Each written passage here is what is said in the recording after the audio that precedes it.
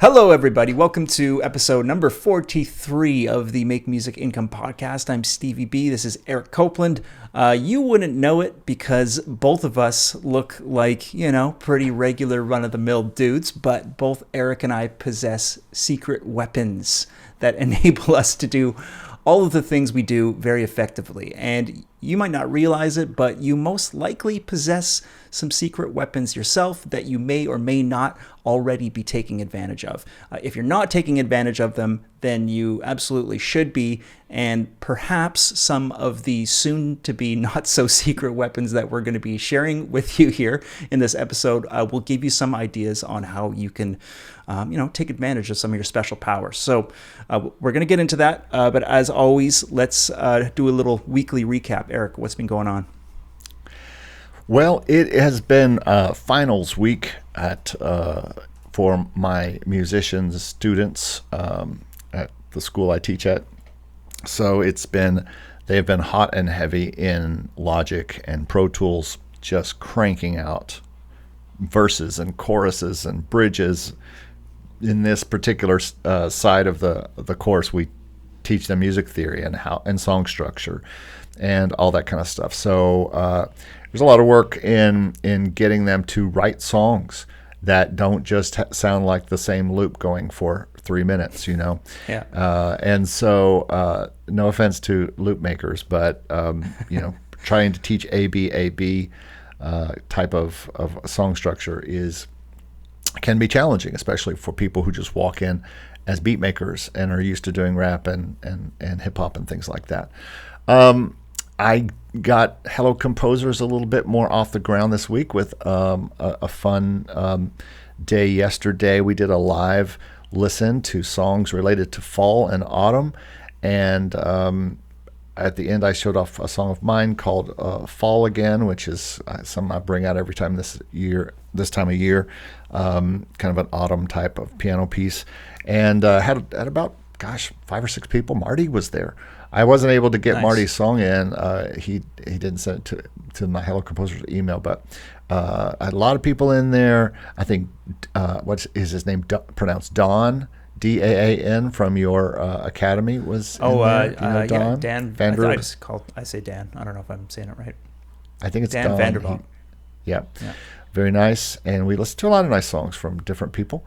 Our friend Arco was there and also gave us a piano piece as well. Nice. And so that was a lot of fun. And so just as a bit of hype, if you are interested in composing stuff, I really feel like the Hello Composers channel fits right in between, right before yours and yours fits in right before Make Music Income, and so they all three kind of go together a little bit, and it lets me talk about composition rather than just music making or income making from music. So that's at hellocomposers.com. So that's going well, and hope to do something every Wednesday. I've been doing a lot of shorts for it, but I'm not sure if I'm going to continue doing shorts all the time, just because I just feel like that messes up the channel. I just feel like it's too messy, but we've already talked about that. It's an ongoing Go back to experiment. another show. Huh? It's an ongoing experiment. Yeah. Well, it really is. I'm still trying to figure it out too. Yeah. So new songs accepted at Motion Array, Nice. Audio Jungle, different places, Pond 5. I made money. I talked about it on Friday for the first time from a new library. Made €10 from the music case. Oh, cool. The music case Yeah. paid. I mean, it hasn't paid me yet, but I made money there. And so that means I'm going to pile more stuff in there. It's a really easy library to upload to. There's not a lot of work to it. So I hope that is the start of something more. Are they a subscription library? They're just a non-exclusive, royalty-free library. But I mean, So like, do people pay for like a single license, or is it like a subscription? I don't think so. I think they pay for a single license, but I'm not sure. This was for a certain song, so right. 10 euros for this one song. Okay, that makes sense. So I started keeping track also on my spreadsheets, just like I do of all my royalty-free stuff.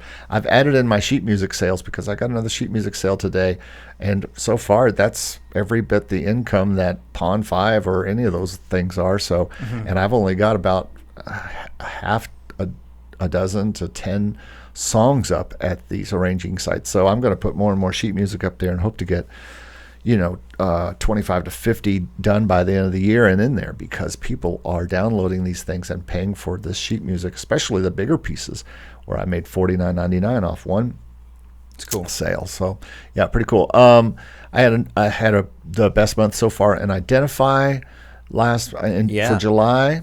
I made $110 clear, which means they made some money off that.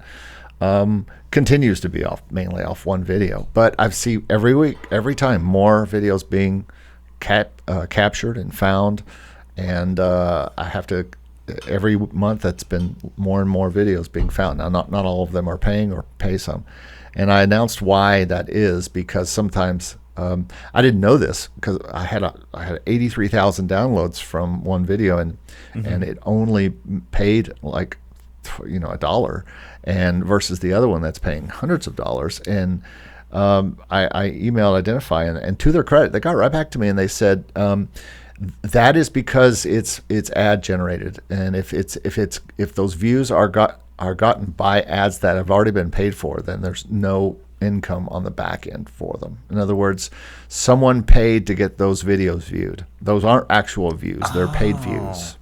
Somebody paid Google to run ads for people to watch their videos, and they got so many quote unquote views, however many seconds you have to watch to get a view. Right. But they were all achieved on the front by paying on the front end whoever had the video, so they can't monetize that on the back end, which makes sense to me. Yeah, I never thought about that. That's interesting. So something to know about Identify and Content ID and what Content ID may or may not pay for. Yeah. Other than that, I've got a lot of new pieces that are going on. Still a lot of stuff that I've made to put up to libraries. I haven't had the time, and I've been really focusing lately on getting my system set up better for live streaming and things like that. And so I have. But other than that, I think that's about all I can think of. Cool, man. You? Yeah, I mean, I've had a busy week. I put this month's been good. I put three new tracks for Artlist Regular and 3 new tracks for Artlist Original. So I kind of hit my quota for the month. I try to get that at least done every month, about 6 tracks. I am slowly building my PC, my new PC here, which is my call it my beast. And, it's a slow and painful process getting all the plugins and everything installed. It sucks. I hate it. It's such a time to suck, but it'll be fun when it's up and running. Man, getting organized, getting really, really organized over here. It's always been kind of my weakness. And I'm doing actually a video on optimizing a checklist for yourself. As soon as we're done here, I'm going to record that for the Academy, and I'm going to be referencing the list that you made, which anyone can go download off of your makemusicincome.com site. Really, really helpful. This is obviously something that we've talked about. We did a whole episode on this on the podcast.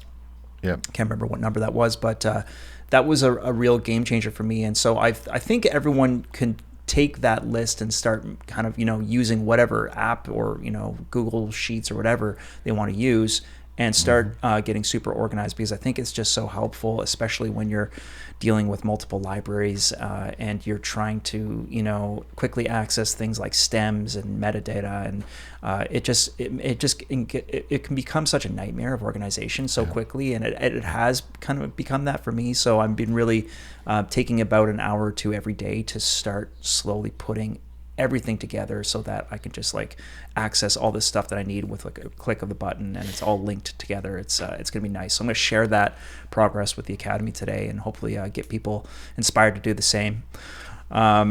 yeah, going back to old sessions and printing stems and stuff is just like, man, it's like the last thing I want to do. It's the last thing I want to do, but I'm realizing I got to do it now because I started working with a new library and they want all the stems.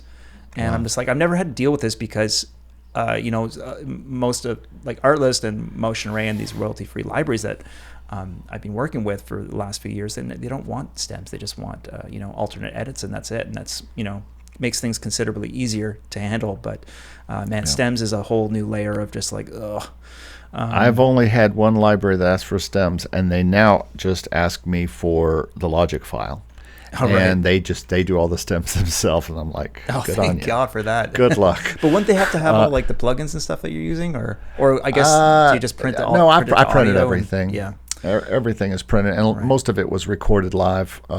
It's a country album, so most of it is real players. It's not a lot of programming, and anything that was programmed, I printed. And so, that is nice that they do that. But I have a new library that I'm just about to sign an album with, and they may ask for those as well. So, which will be fine. Cool. It's okay. It is what it is. Yeah. Can't you just do an export all tracks or anything like that, or is it not that easy? No, it's not that simple. Yeah, I have to, because I have like these huge sessions, and like libraries don't want like every single stem. They want. Oh, that's right. They want like stems, groups of stems. So. It's a process, but the thing is it's gonna come up again. I'm gonna have another library in the future that's gonna ask for the same stems, and I'm not gonna go back and print them. Like I have to have them all organized, and it's really important to do it. So something I got to do.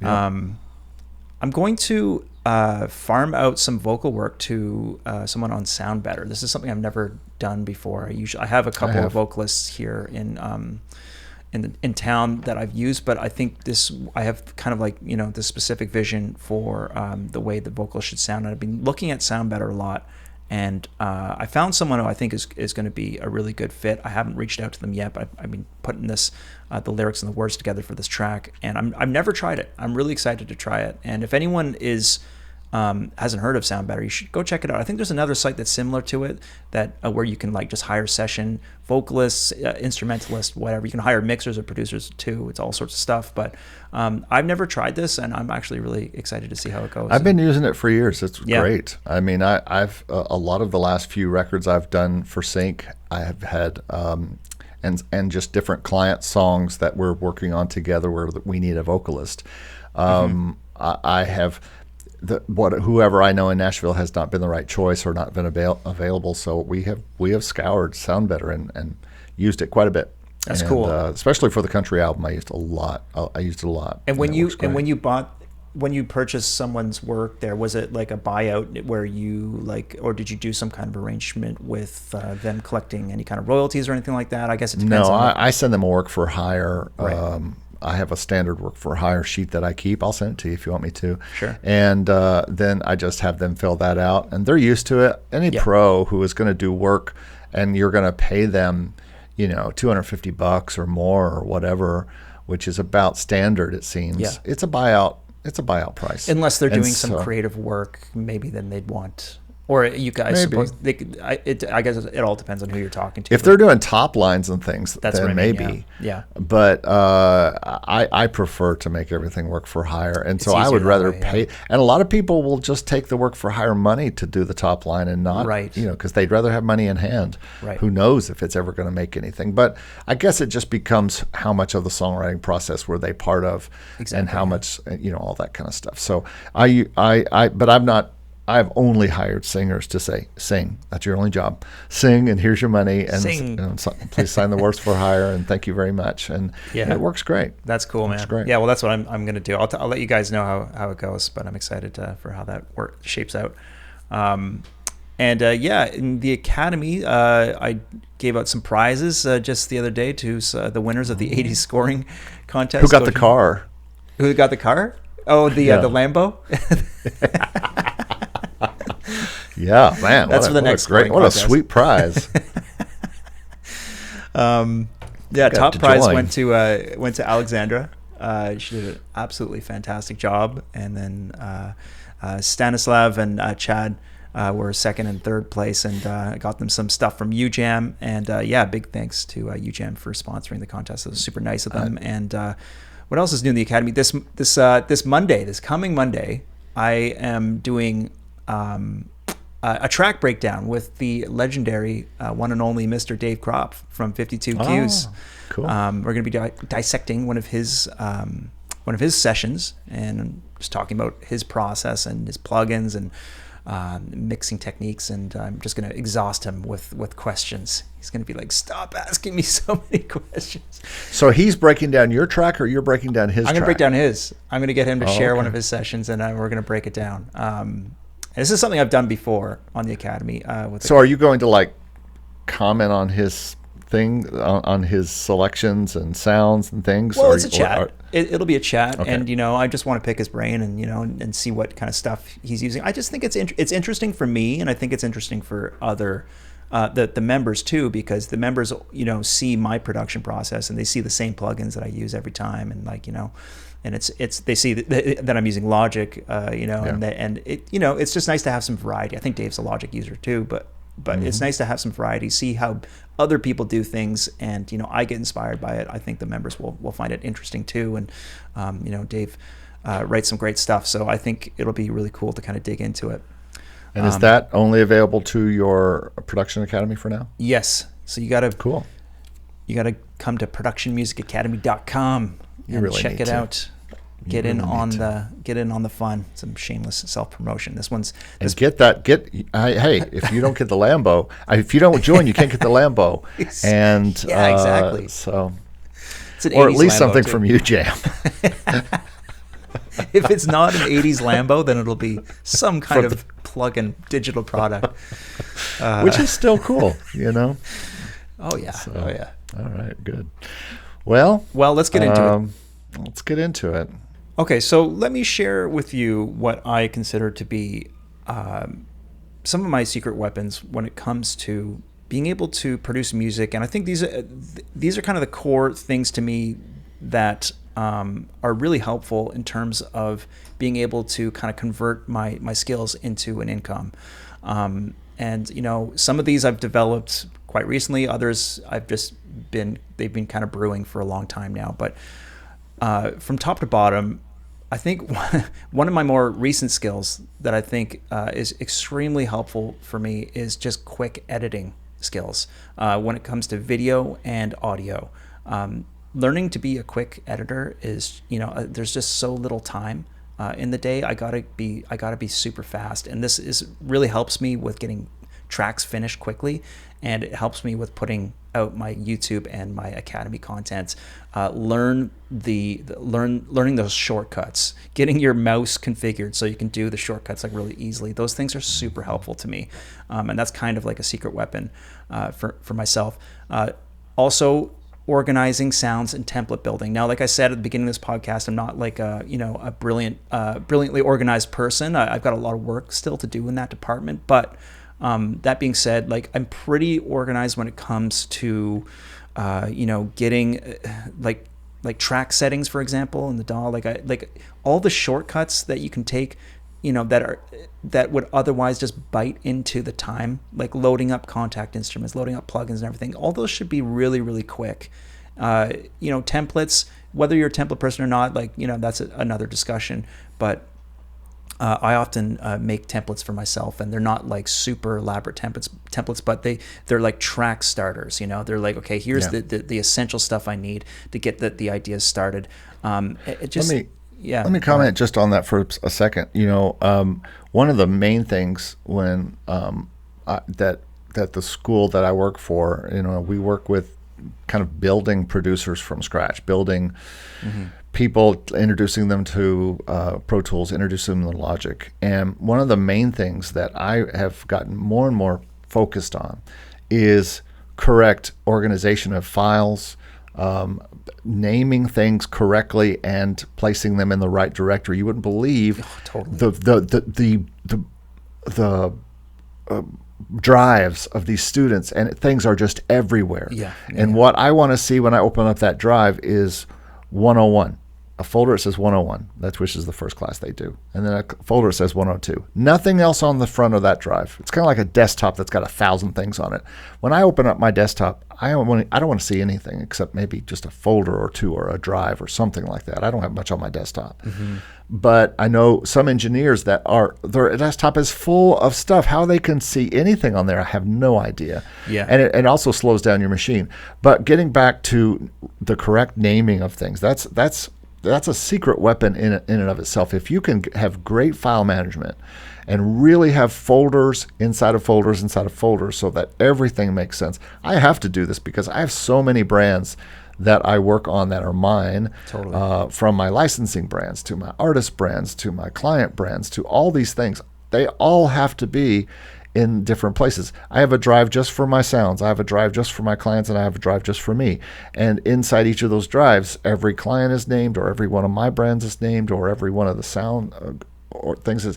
Organization is a secret weapon. There is no 100%. doubt that it's just a secret weapon. And so it's one of the things that I teach from the beginning, because if not, they'll be like, I don't know where I put this file, and it's in documents somewhere. Dude. Because they just were so excited to get going. They just hit enter when Pro Tools came up or when Logic came up and said, where do you want to save it? And they saved it as unnamed 26, and then they wonder why they can't find their assignment or why they can't find it. And you out there watching this, you know what I'm talking about. You've done this. I've done this. That was me when I went to audio engineering school, and they taught us this stuff. Especially when we were making like progress with the mixes. Like you got to save mix versions, so like you know you can go back to what you initially did if you went too far, and what you need to like have those steps like in as a part of your file management as well. And oh man, dude, I was the worst. So I've gotten better over time, but it's definitely like always been my weakness. And 100% agree that some serious like file management is a secret weapon. Man, yeah, you don't want to get frustrated and waste your time looking for things and like getting things lost. It's not good. What's your next one? Skills from being in a band. Many skills I picked up from the years of being a performer and being a band leader. People skills, leadership skills, community building skills, songwriting, understanding songwriting, and confidence. That I think if anyone wants to be more confident, then get up on a stage and sing some songs or play some songs. I think it really helps, especially if you're a shy, introverted person like I am. So. I think that those skills, like kind of being intuitive about songwriting, has really helped me sort of understand what the path ahead is for every track, every idea that I come up with. I can kind of visualize where it needs to go, and all the things that need to happen. And I think what I get from a lot of people who are especially new to production is that they kind of have this like blank screen syndrome thing going on. Like they'll have like some idea, but they just won't know where to go with it. They're just stuck, and they just kind of like freeze like a deer in the headlights and just don't know what to do with it. And I think that's something that goes away once you have a little bit more experience and you've written enough songs. And I think you can really kind of visualize what the path forward is. So I think I would attribute my experience from the band world in helping me sort of figure all that out. I would consider that a secret weapon for sure. I think kind of adjacent to that would be the production of your own music that you make, because a lot of people may not ever be in a band because they're solo people or they're basement dwellers, cave dwellers, or whatever we called them before. But these are people who are really just focused on their own music, and they're making their own music at first. And this was one of my secret weapons for getting started as a music producer, was that I made my own music and I produced my own music. So I learned a lot of stuff that later on I applied to client work by mistakes I made on my own music and stuff I was making. And all of those recordings that I ended up making, especially the ones that I released, turned out being the first things I used as my portfolio to actually get clients, is because they listened to my stuff and they liked it so much that they wanted to pay me to create their stuff. Mm-hmm. And I think that that there's no better example of that than what Steve is doing right now with Artlist and with Motion Array, and people are seeing this, and other people are coming in a bigger client way. Libraries are coming to you, Google and different companies are coming to you to do things. That only comes from making your own music and putting it up on there. It's a larger, I'm talking about a little bit more on the amateur side, where you start just by making stuff at home and then getting better at it, and then using that experience. And that could be being in a band as well, or doing karaoke or whatever.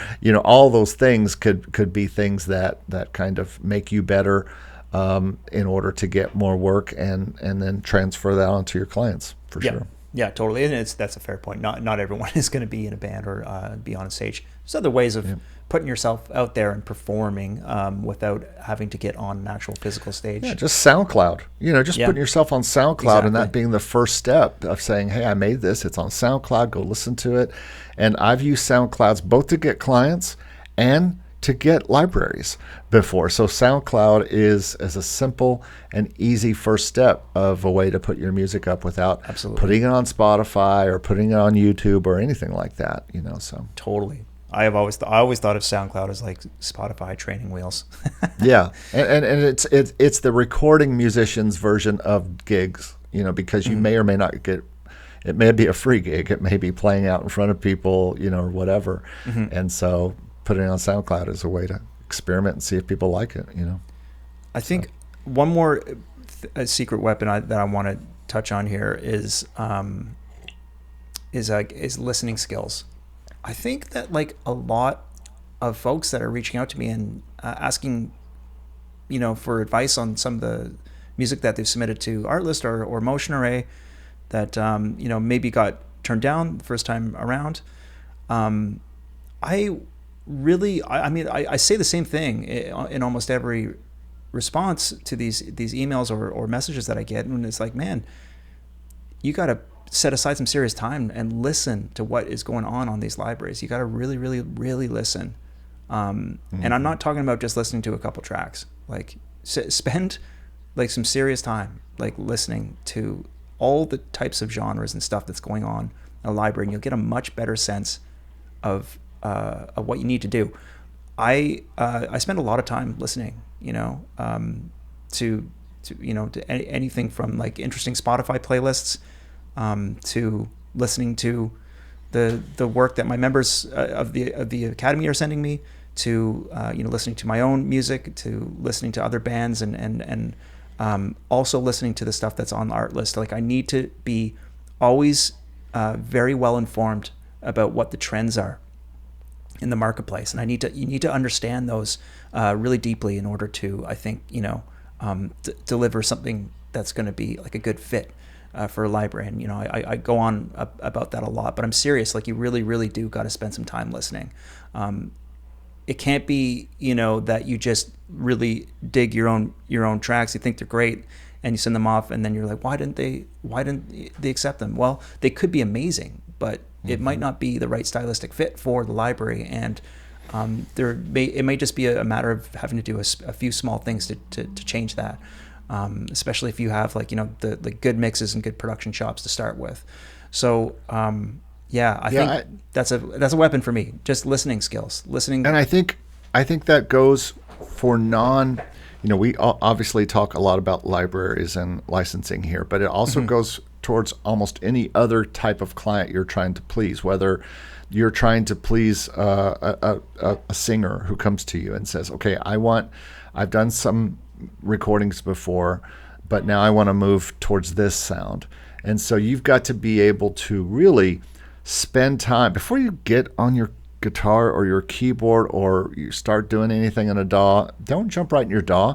You've got to go listen to, number one, what they were doing before, what they sounded like, if it's an artist. And then you've got to go do the research like you were talking about what the sound they're looking for and what that sound is. It's totally listening skills. How was that produced? What was the main thing? Maybe you're a guitar player and it's all synth based. And so you might have to be thinking down different roads. And I think one of the drawbacks I see from a lot of people who would like to make money producing music but don't is because they just continuing to do only what they do. And I did this for a long time. I'm kind of back to it now, but I did this for a long time in my early music years. I just said, I only want to do what I want to do. And that's why I didn't go to music school at first, because I said, I'm not going to go to music school and do what they want to do, because I just want to do what I want to do. But you've got to eventually mature and get to the point where you're willing to go, depending on what if your goal is art list or motion array, you better know what is on there and what it's going to take to get to that level of what they want. I think there's some other things with art list that go along with getting an art list. It's another conversation besides just the music. But motion array is a different deal, because it's a pretty much anonymous library of music. It's not have much to do with the artists on motion array or Pond 5 or things like that. But if you are, I want to stretch this out to not just licensing, but all producing, even especially for clients. You need to listen to what the clients are saying. You need to listen to what the music that they want to have produced sounds like, and you need to understand it and realize how it needs to be produced. And if you're not the guy to produce it, or if you're not the person to play it, you get the players, and you go to Soundbetter, and you find people, and you give them the budget, and you give them what they're asking for by listening to what they're asking for. Yeah, totally, man. Well, I mean, I think you're absolutely right. Those are I would say my core secret weapons when it comes to just being an effective producer. I think self-discipline is on there as well. I think that anyone who's running a business or is a contractor of any kind, not going to a 9-to-5 sort of like type job, it requires a massive amount of self-discipline. Something that I also had to learn over many years and gotten better at, especially since taking much better care of my health. That's become a lot easier, but that doesn't need to be a super long conversation. I think that's obvious that you need to have self-discipline in this, in this production / licensing / all the topics that we normally talk about. It just requires a lot of focus and self-discipline. I think we all know that. So why don't you? I have a few things that I'd like to bring up that are probably less music making focused and a little bit more business focused, which is what we were just talking about really with the listening. I mean, we were talking less about what you're doing versus as far as what you're making as a producer, because so many people think this is just about sitting in front of a DAW and creating.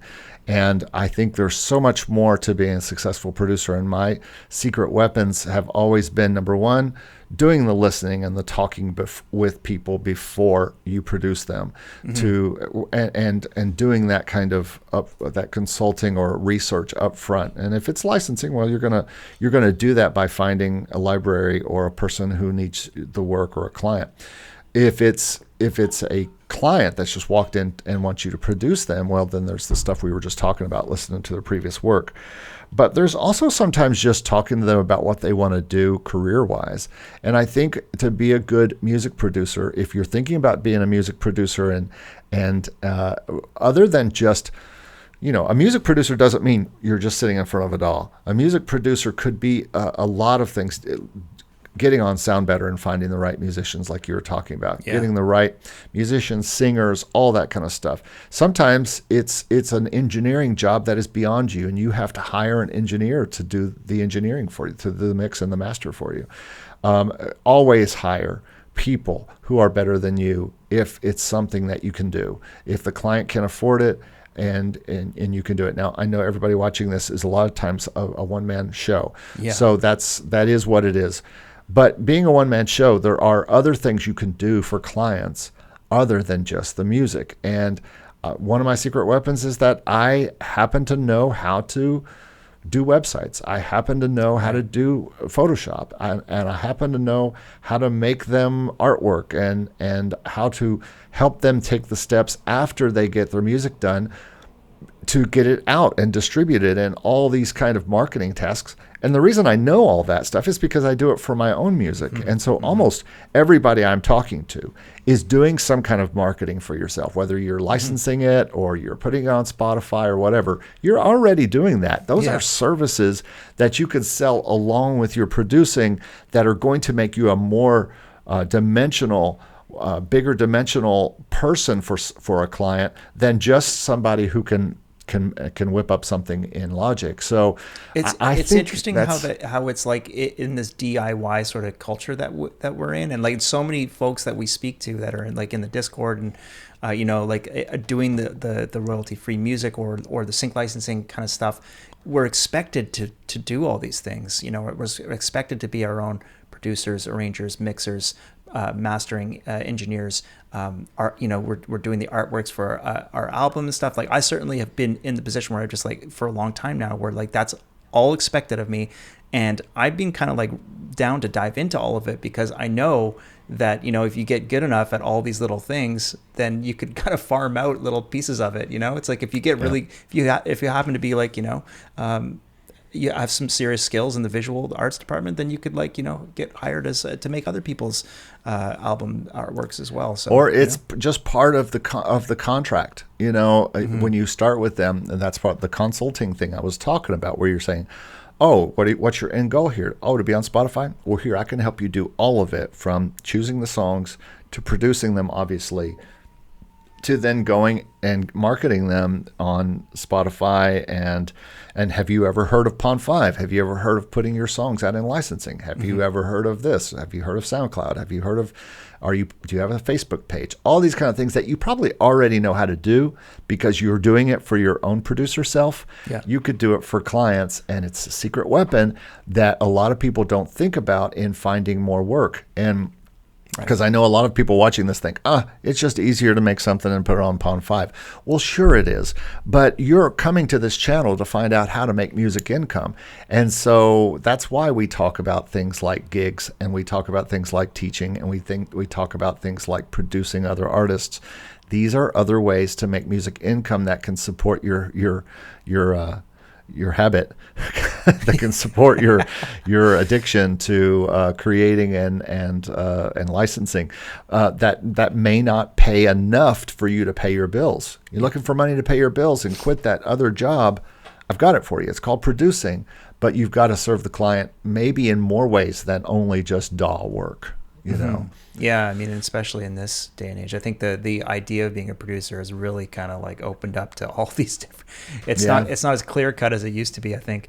And I think it's not a guy who just comes in and kind of sits there and goes, "Yeah, sounds good. You guys are doing good. I'll see you later." Yeah. It's and I just went over this with my class about artist development. Artists aren't doing the development anymore. Producers are doing the development of artists. And independent labels, which whether you know it or not, you likely already are an independent label. You're doing all the things an independent label would do. You're doing art, and you're doing website and promotion and all these things that go along with your music. You're already doing it for yourself. Why not do it for other people as well, and have them pay you money rather than you just do it on your own dime and on your own time and get actually paid for your time? Yes. How about that? Can you imagine? So yeah, that's where we're at, man. If you could become really, really exceptionally good at one thing, that's also another, path forward. But I think that the world that you and I live in, I mean, absolutely, we need to kind of branch out and be kind of good at a lot of different things, and that can prove to be very useful down the road. And I think we already are, and that's my point here, is that we already have these weapons, these secret weapons. You probably already have all of them. If you're watching this, you likely have already made artwork of some kind. You are likely already have licensed your songs and put them on Spotify and things like that. So those skills are valuable. I made artwork. I wouldn't say I've made great artwork, but you've put it up on Spotify, and you have sent it to Artlist, and you have done lots of different things. And of course, you talked about your band and all that stuff. So all these things can, whether you think of them as producing skills or not, are part of being a successful producer and making music income as a producer. So yeah, seeing the whole picture, and being kind of your own director. Because artists, I mean you and I and everyone probably watching this, is already someone who can do all the things. And we're the weirdos. We're a small percentage of the population, bigger than it used to be, but still small percentage of the population. Because if you meet a singer that singer is not going to know how to do all the things that you know how to do. And that's the real strength of being kind of these all-in-one producers that we're able to do, whether it's licensing or put on Spotify or whatever, and being this self-contained artist. Well, you have secret weapons that the average musician does not have, and they will come to you to help them do all these things. And produce them, yes, but help them do all the other things that they can't do. And if you do all those things, that's how I've made up to 6 figures a year for 20 something years, is by being that Swiss Army knife of music promotion and production and consulting for people. I'm telling you, people will pay for your knowledge. You've heard this over and over, but they will pay for your knowledge and experience and help for sure. Yeah, they will. Absolutely. And it's like, you got to remember there's a lot of people out there who are, no matter where you are on the path of your career, there's so many folks underneath you that need help, that are trying to figure it out. And there's so many people that have figured out so much more than you. And it's like, we're always somewhere, in the middle. And it's like, people are so, it's a cool world we live in where people are very accessible, more accessible than you think. And there's a lot of folks that are not as far along on the trajectory as you are, who could really use your help. And I think that's a great way to make it. You can make a career out of it like you did. So it's something to think about. Yep. Well, cool. I think we've kind of gone from the inside out, from the small, from you as a music producer on your computer, all the way out to you as a music producer in the world. Yeah. And that was kind of the goal here, I think. So cool. Yeah. Use those secret weapons, get out there and make some music income with all the tools that you possessed, and continue to build those skills, because they will always be needed down the line to if music income is if that's the way you make money, so. Absolutely. And as always, share your progress with us in the comments of YouTube. Reach out to us. We are accessible as well. And, I certainly will try to get back to every comment that's on the videos, as always. And it's always good to hear from you guys. So let us know what your thoughts are on this discussion, where you're at in your journey. And we look forward to hearing from you. Absolutely. Thanks, everybody. We'll talk to you next week. Yep. Okay. Bye.